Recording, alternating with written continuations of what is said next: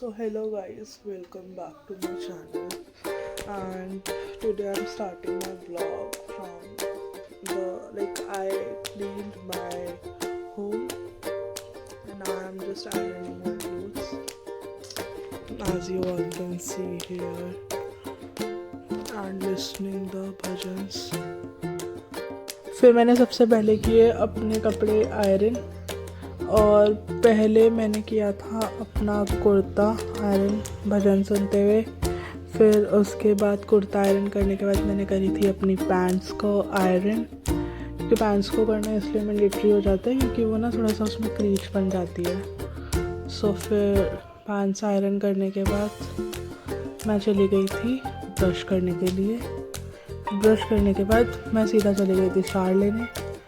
फिर शावर लेके मैं यहाँ पे आ गई थी और मैं हो रही थी रेडी।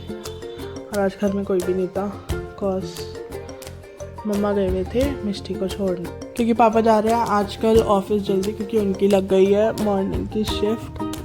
सो इसलिए and I am just getting ready here. फिर मैंने ईयररिंग्स पहने और फिर उसके बाद एक तो इनको पहनने में बहुत बड़ा स्ट्रगल है, दर्द बहुत करते हैं। फिर मैंने लगाया परफ्यूम, फिर मैंने अपने हेयर्स को सेट किया। फिर हेयर्स सेट करने के बाद मैंने लगाया अपने हेयर्स में क्लेचर, और फिर सब करने के बाद मैंने फिर अपने अपनी जर्सी पहनी और फिर मैं हो गई थी प्रॉपरली रेडी इंस्टीट्यूट जाने के लिए। आजकल मैं थोड़ा जल्दी जाती हूँ तो थोड़ा नींदों में ही जाती हूँ।